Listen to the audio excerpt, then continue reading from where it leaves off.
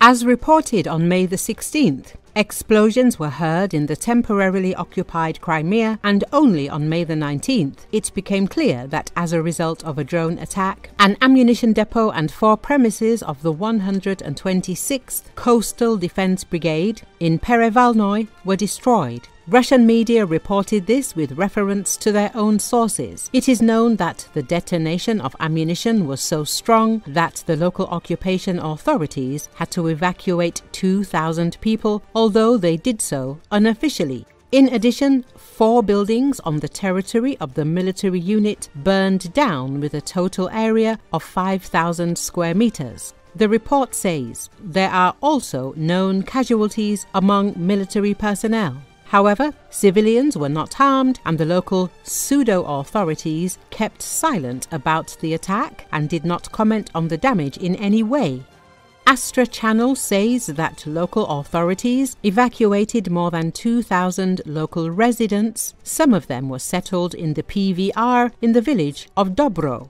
Explosions periodically occur in the temporarily occupied territory of Crimea, often linked to the actions of Ukrainian special services and local resistance. In many cases, these are attacks on military infrastructure, ammunition depots, logistical hubs, or other sites of strategic importance to the Russian occupiers. Social media users wrote that a Russian Pantsir S-1 air defense system allegedly fired at drones in Sevastopol from the area of the Fire-Lent highway. Reports also indicated that 3 powerful explosions occurred near the coast of Alupka, and 2 dark smoky clouds were visible in the sky. Footage was published online from Sevastopol, where a missile trail was allegedly visible in the sky after a shot fired by the Russian air defense from the territory of the local naval school named after Nakhimov. Residents of Crimea also shared online that a series of explosions took place in the Perevalnoye area. The 126th Separate Coastal Defense Brigade of the Russian Black Sea Fleet is stationed there, notes Crimean Wind. Smoke was recorded in that location. Further reports described blasts near the Belbek and Kacha airfields in Sevastopol, as well as in the Bakhchisare district.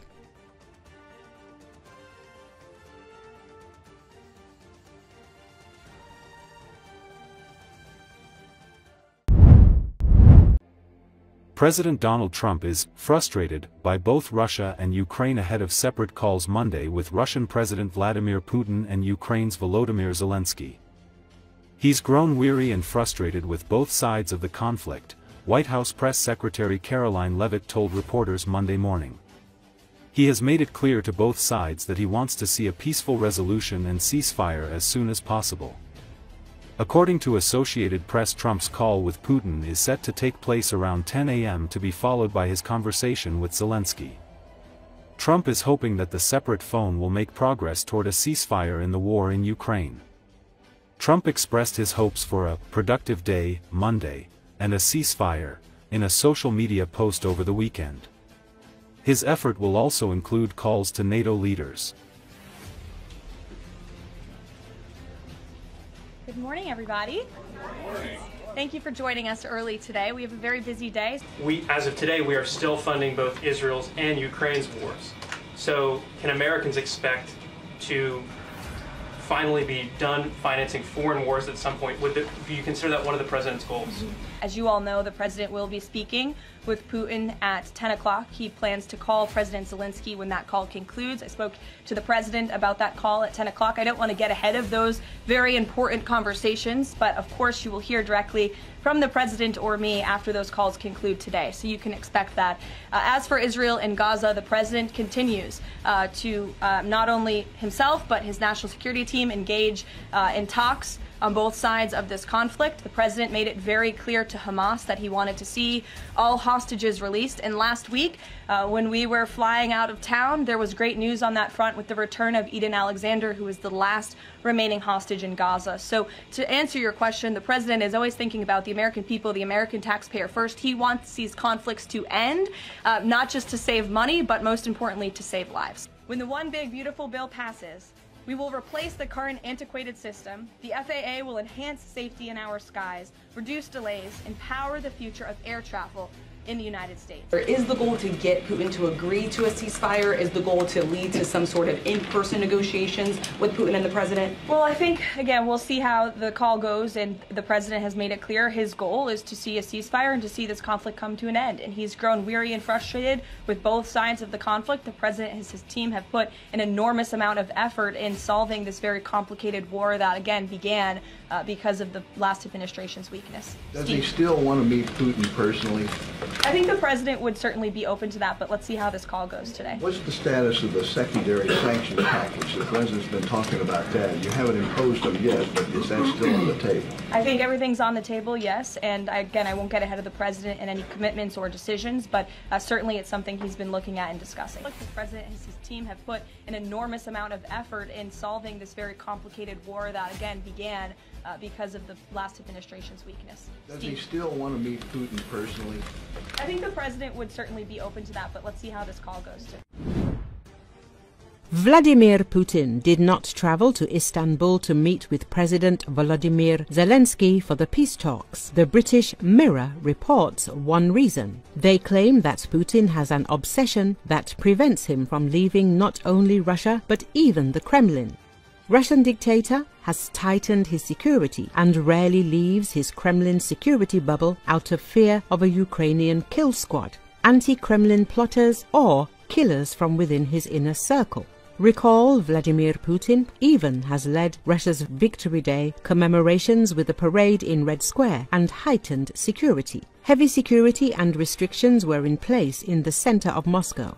The security of Russian President Vladimir Putin is always being bolstered regardless of assassination attempts on other leaders, and everything necessary is being done to ensure it. Kremlin spokesman Dmitry Peskov told earlier. Former commander of the UK's Joint Chemical, Biological, Radiological and Nuclear Regiment, Colonel Hamish de Breton-Gordon, told that Putin is now a dead man walking, a spent force whose war in Ukraine will cause his end. Things are looking very bad in Russia, as even the US now seems to be looking at conciliation with Ukraine as Trump is realizing he has been played by Putin. He said to the Mirror, Putin cannot keep playing for time, and his bluff has been called brilliantly by Zelensky's challenge to meet him face-to-face in Turkey. Russia in the coming months will lose a third of its income through decreased oil prices, and it has lost probably 1 million troops to the conflict. He is incredibly paranoid, as we see with his increased security, and I am very reliably informed by people who would know that he has at least 2 doppelgangers or lookalikes. He has been acting like a worried Tsar, and the Bolsheviks are gathering at the gates because internally things are looking really terrible. Russians cannot even buy a loaf of bread, said Breton-Gordon. Things never end democratically in Russia, and the situation is bad for Putin.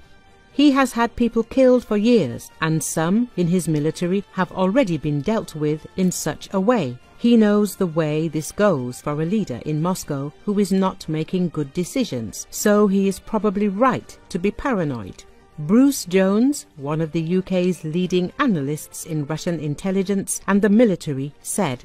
Colonel Richard Kemp, former commander of UK forces in Afghanistan, added, there are plenty of people who would want to have Putin bumped off, but his security is so tight that there is a real question over whether that is at all achievable, and I believe that for the moment it is unlikely to happen.